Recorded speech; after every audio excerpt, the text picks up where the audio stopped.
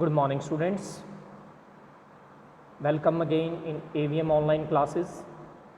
And today we are going to resume our literature work with this chapter number 9, Madam Rides the Bus. And this story has been written by Vallika Nan. Vallika Nan, this is the pen name of writer. His real name is R.S. Krishnasamy.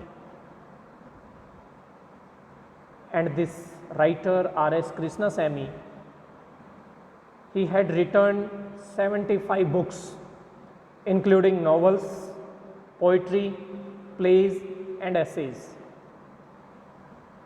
And even he was awarded Sahitya Academy Award. And as far as this story is concerned, Madam Rides the Bus, it's a story about an 8-year-old girl named Valli. तो यहाँ ये जो बात की जा रही है ये एक 8 वर्षीय बच्ची की कहानी है, मैडम राइड्स द बस.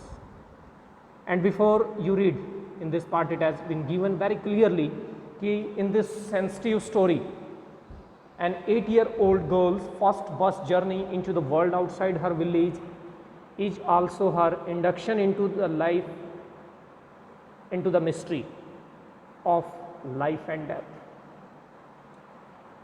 एक 8 वर्षीय बच्ची जिसकी पहली बस जर्नी है, यात्रा है, उसके गांव से बाहर का जो वर्ल्ड है, जो संसार है, उसमें जो वो बाहर निकलती है. और ये उसके लिए इंडक्शन है. इंडक्शन किसी चीज़ की इंट्रोडक्शन, फॉर्मल इंट्रोडक्शन, कि उस चीज़ से रूबरू होना, वास्तव में उस चीज़ के बारे में पता चलना. और वो क्या है? Mystery of life and death, कि जो जीवन और मृत्यु का जो रहस्य है, जो मिस्ट्री है, उसको लेकर के. और यही रीज़न है कि इस स्टोरी को स्टार्टिंग में देखिए, सेंसिटिव स्टोरी, एक संवेदनशील कहानी, सेंसिटिव स्टोरी कहा गया है कि mystery of life and death के बारे में वो लड़की जो है वो इंट्रोड्यूस होती है.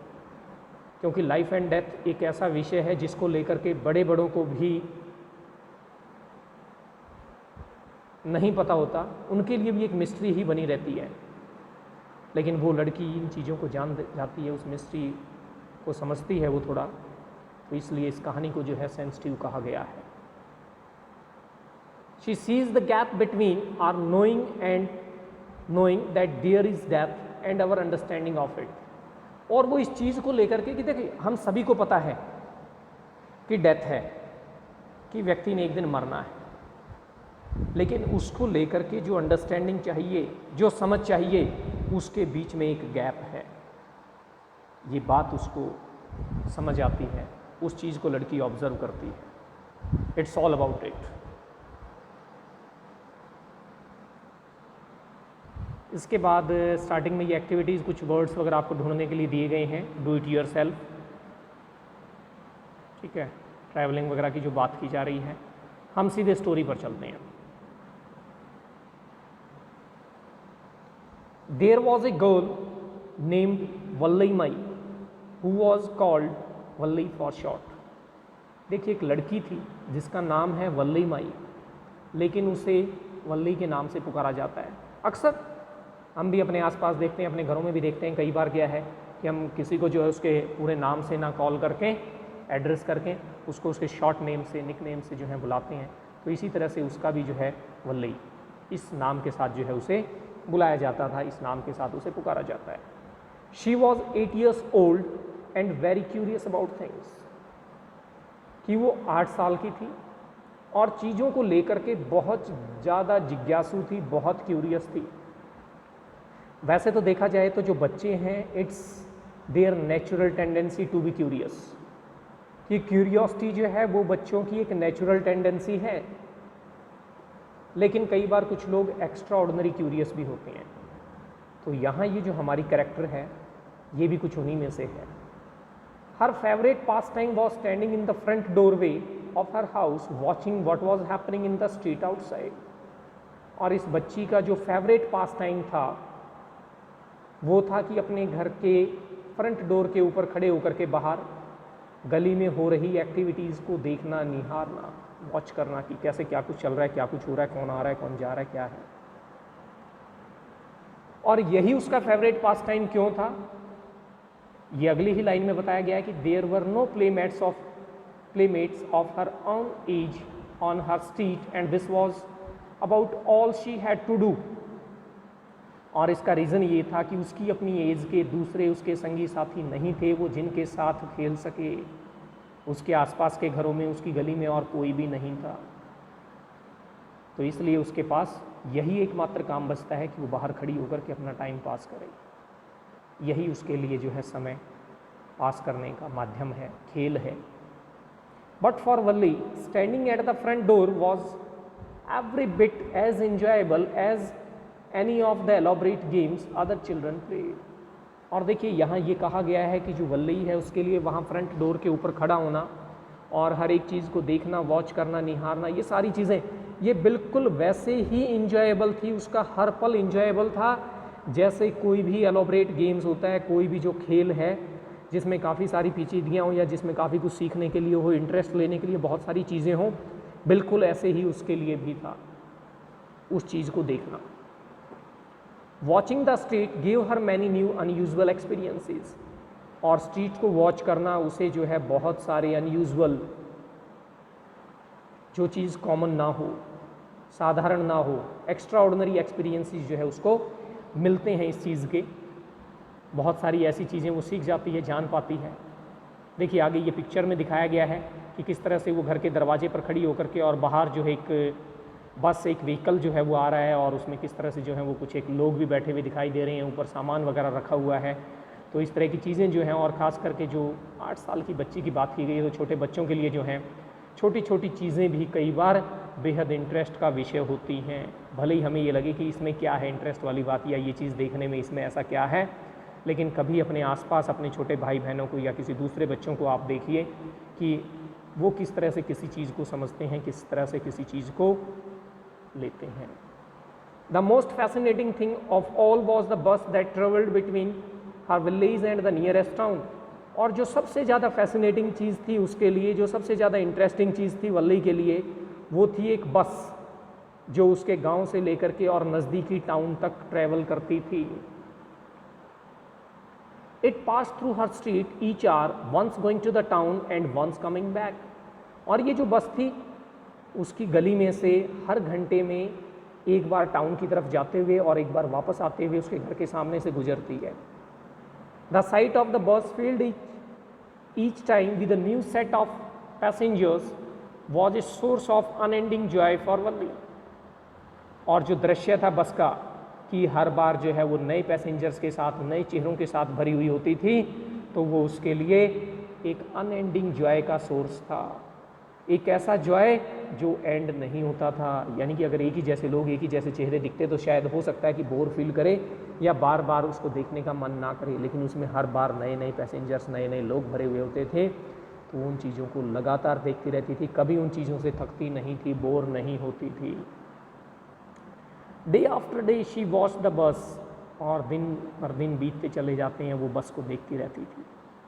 And gradually a tiny wish crept into her head and grew there. और धीरे धीरे क्या हुआ, एक छोटी सी विश, एक छोटी सी इच्छा जो है उसके दिमाग के अंदर पनपना शुरू होती है और वो बढ़ती चली जाती है। और वो क्या थी, that she wanted to ride on that bus, कि वो उस बस में राइड करना चाहती थी। इवन इफ जस्ट वंस, चाहे वो भले ही एक बार के लिए हो, ऐसी उसके अंदर एक इच्छा जागृत हो जाती है, एक इच्छा पनपने लगती है कि मैं इस बस में एक बार जो है सफ़र करूं, यात्रा करूं। This wish became stronger and stronger until it was an overwhelming desire. और ये विश जो है वो धीरे धीरे करके और ज़्यादा स्ट्रॉन्ग और ज़्यादा स्ट्रॉन्ग होती जाती है, जब तक कि ये एक ओवरवेलमिंग डिज़ायर ना बन गई, यानी कि बहुत तीव्र इच्छा बन जाती है।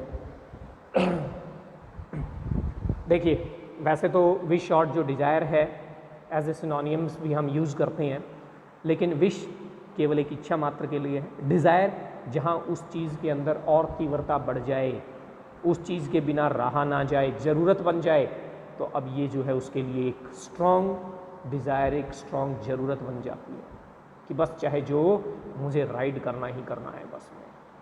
वल्ली would stare wistfully at the people who got on और off the bus when it stopped at the street corner.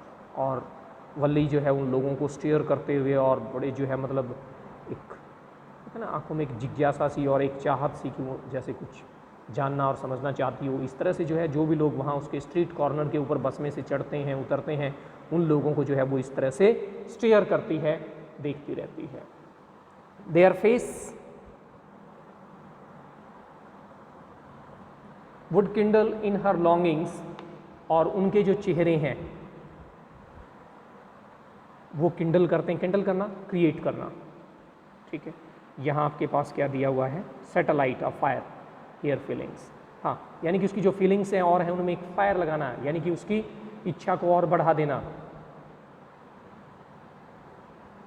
तो वो उसकी जो लॉन्गिंग्स हैं, जो इच्छा हैं, उसको और आग देते हैं और सुलगा देते हैं, उसके उन ड्रीम्स को, होप्स को, लॉन्गिंग्स को।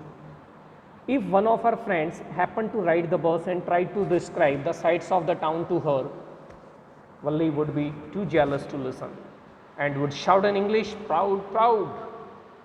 और अगर कोई उसकी फ्रेंड, कभी ऐसा हुआ हो कि वो भी उसको मौका मिला हो राइड करने का बस वगैरह में, और वो आने के बाद जो है जब उसे डिस्क्राइब करने की कोशिश करती है उन दृश्यों को, उन साइट्स को जो उसने टाउन में देखे हैं, अपनी उस यात्रा के दौरान देखे हैं, तो वल्ली क्या थी, वो बहुत ज़्यादा जेलस फील करना शुरू कर देती थी, और इतनी ज़्यादा जेलस कि वो उसको सुनना भी नहीं चाहती थी और चिल्लाना शुरू करती है इंग्लिश में, proud proud. Neither she nor her friends really understood the meaning of the word, और ना तो वो खुद और ना उसके फ्रेंड्स जो हैं वो वास्तव में इस वर्ड के मीनिंग को समझते थे, नहीं जानते थे वो लोग इस प्राउड वर्ड जो है इसका मीनिंग क्या है।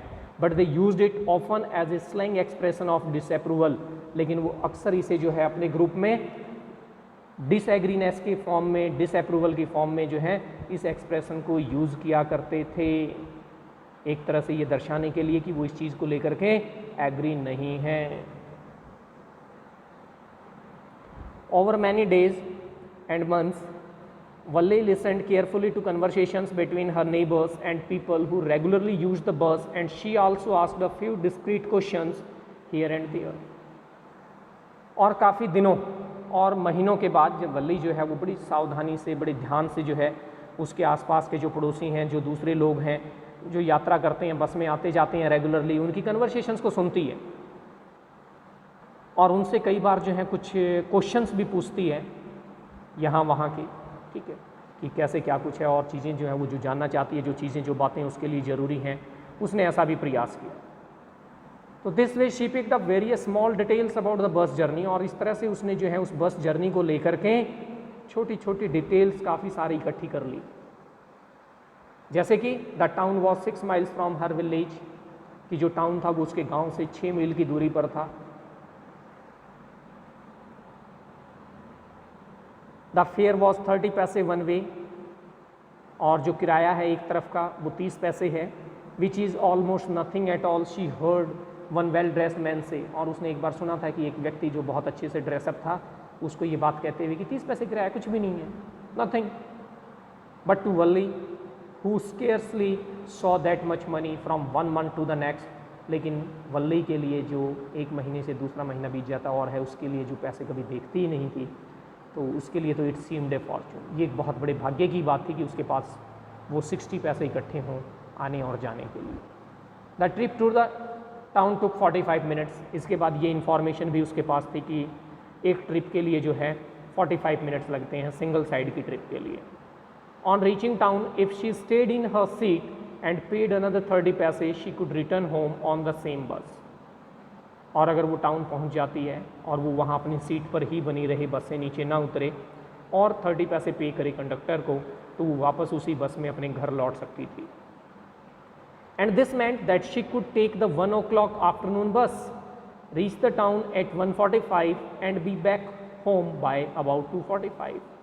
और इसका मतलब ये था कि अगर वो 1 बजे वाली दोपहर की जो बस लेती है उस बस से वो जाए 1:45 पर टाउन पहुँच जाएगी, और 2:45 तक, यानी कि वहाँ अगर बस 10-15 मिनट भी रुकती है तो 2:45 तक वो वापस अपने घर आ सकती थी। On and on went her thoughts as she calculated and recalculated, planned and replanned, और उसके दिमाग में जो है विचार वो चलते जाते हैं बातें जैसे जैसे वो कैलकुलेशंस करती है, सारी चीज़ों का हिसाब किताब लगाती है, फिर रिकैलकुलेट करती है, अपनी प्लानिंग करती है, पूरी योजना बनाती है, उस चीज़ को फिर रीप्लान करती है कि कहीं किसी तरह की कोई प्रॉब्लम ना रह जाए। इसके बाद आप ये जो क्वेश्चंस हैं ओरल कॉम्प्रिहेंशन क्वेश्चंस, ये क्वेश्चंस आप करेंगे, ठीक है। चारों क्वेश्चन कर लें, अब तक जो पार्ट पढ़ा है उसका है ये हिस्सा, वहाँ से आपको मिल जाएंगे। तो एक बार आप अपने आप लिखने की कोशिश करें। और फिर दूसरी चीज़ कि आपका जो लिटरेचर का सिलेबस है अब इसकी वेटेज बढ़ा दी गई है, तो आपके लिए चैप्टर जो है वो लाइन टू लाइन पढ़ना, एक एक चीज़ को समझना बेहद इम्पॉर्टेंट है। और आपके सिलेबस को लेकर के कि आपके क्वेश्चन पेपर का स्टाइल क्या होगा, एक अलग से वीडियो भी मैं आपके लिए जो है बनाऊँगा, तो वहाँ आपको चीज़ें और एक्सप्लेन करने की कोशिश करूँगा। वैसे आपको सिलेबस दे दिया गया है, आप क्वेश्चन पेपर के स्टाइल के गो थ्रू होकर के और अपने लिटरेचर के ऊपर अपना फोकस बढ़ाएं। उसके बाद क्या होता है, one fine spring day the afternoon bus was just on the point of leaving the village and turning into the main highway when a small voice was heard shouting, "Stop the bus, stop the bus," and a teeny hand was raised commandingly. और उसके बाद एक fine spring day की बात की जा रही है, दोपहर का समय है, बड़ा शानदार स्प्रिंग डे, यानी कि बहुत मॉडरेट सा मौसम है, अच्छा है। और जो बस है वो बिल्कुल विलेज से निकल करके हाईवे के ऊपर टर्न होने ही वाली थी, उस पॉइंट के ऊपर है, जब एक स्मॉल वॉइस सुनाई देती है चिल्लाते हुए, stop the bus, stop the bus, और एक छोटा सा हाथ जो है वो रेज होता है कमांडिंगली, इम्प्रेसिवली, यानी कि मानो सामने वाले को आदेश दिया जा रहा हो, कमांड किया जा रहा हो, ऑर्डर दिया जा रहा हो, रोक भाई रोक, बस रोको।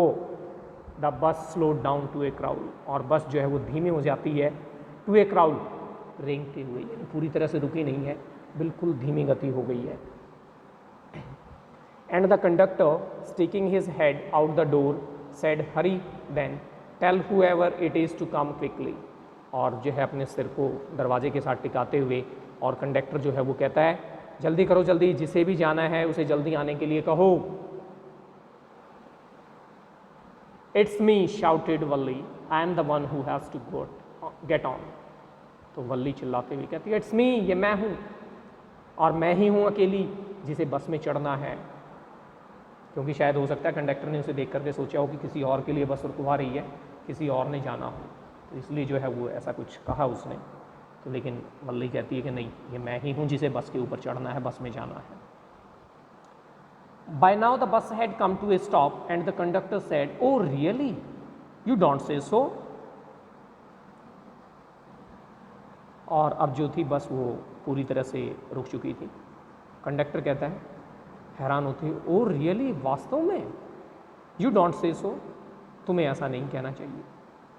यानी कि छोटी बच्ची को तुम अकेली कहाँ कैसे नहीं जाना चाहिए। "Yes, I simply have to go to town," said Valli. Valli कहती है, सिंपल सी बात है, सीधी सी जाहिर सी बात है, मुझे टाउन जाना है, I have to go to town. Still standing outside the bus, bus से बाहर खड़े खड़े ही ये बात कर रही है। "And here is my money," she showed him some coins, और अपने हाथ में वो कॉइन्स वगैरह दिखाते हुए, देखो पैसा भी है मेरे पास। "Okay okay, but first you must get on the bus," said the conductor, and he stretched out a hand to help her up. कहता है ठीक है, लेकिन पहले तुम बस में चढ़ जाओ। और ये बात कहते हुए कंडक्टर जो है वो अपना हाथ आगे करता है, स्ट्रेच करता है, ताकि उस लड़की की हेल्प कर सके बस में चढ़ने के लिए। "Never mind," she said, "I can get on by myself, you don't have to help me." लेकिन लड़की कहती है, नेवर माइंड, परवाह मत करो, मैं खुद बस में चढ़ सकती हूँ, आपको मेरी हेल्प करने की ज़रूरत नहीं है, मेरी हेल्प नहीं करनी पड़ेगी आपको। The conductor was a jolly short fond of joking, और जो कंडक्टर वो थोड़ा मजाकिया किस्म का और मजाक वगैरह करने का शौकीन था। "ओ please don't be angry with me my fine ma'am," और वल्ली को जो है, छोटी बच्ची को जो है फाइन मैडम कह करके एड्रेस करता है, कहता है, प्लीज़ गुस्सा मत हो आप मेरे साथ, मेरी इस बात पर गुस्सा ना करें। "Here have a seat right up there in front," और यहाँ सामने बिल्कुल ये सीट आप ले, यहाँ बैठे थी। "Everybody move aside please, make way for madam," और कहता है सभी थोड़े थोड़े साइड में हो जाएं प्लीज़, और मैडम के लिए रास्ता बनाएं। It was the slack time of day, और ये जो दोपहर का समय है ये स्लैक टाइम था दिन का। स्लैक टाइम, स्लैक का वैसे मतलब होता है लेज़ी, और यहाँ लेज़ी से अब इसका मतलब है जो आपके पास यहाँ बुक में भी दिया हुआ कि एक ऐसा समय जिस समय लोगों के पास बहुत ज़्यादा काम नहीं होता, या आने जाने की ज़रूरत नहीं है, तो इसलिए उस समय जो है बस में बहुत ज़्यादा भीड़ नहीं है, केवल मात्र 6 या 7 पैसेंजर ही बस में थे। They were all looking at Valli and laughing with the conductor, और वो भी वल्ली को देख रहे थे सारे के सारे, और कंडक्टर की बातें सुन करके जो है वो हंसते हैं उसके साथ। वल्ली वॉज ओवरकम विद शाइनेस, और वल्ली जो है वो थोड़ी ही शर्म महसूस करते हुए, शर्मिंदगी सी महसूस करते हुए, शाइनेस हेजिटेशंस के साथ जो है उसको ओवरकम करती है।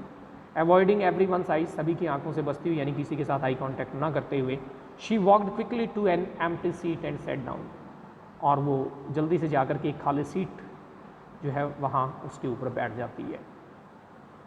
तो वेल इट्स ऑल अबाउट कि किस तरह से एक छोटी बच्ची है और उसका जो है वो सफ़र है, उस चीज़ को लेकर के क्या कुछ वो करेगी, क्या कुछ उसकी प्लानिंग है, that we will do in our next lecture. तो अब तक हमने ये जो पढ़ा है इसको आप रिवाइज़ करें, अगला जो पार्ट है उसको प्री रीड करके रखें ताकि किसी तरह की कोई प्रॉब्लम ना फेस करें। और वर्ड मीनिंग को लेकर के देखिए, मैंने आपको पहले बताया हुआ है, be in habit of writing the difficult words and their meanings in your book so that whenever we are in need to revise it we can do it easily. क्योंकि अब जिस तरह का आपका सिलेबस है उसमें आपको chapter पढ़ने पड़ेंगे बार बार पूरी डिटेल्स के लिए, तो इस बात का ध्यान रखेंगे। Thanks for this and have a very nice time till your next lecture. See you again.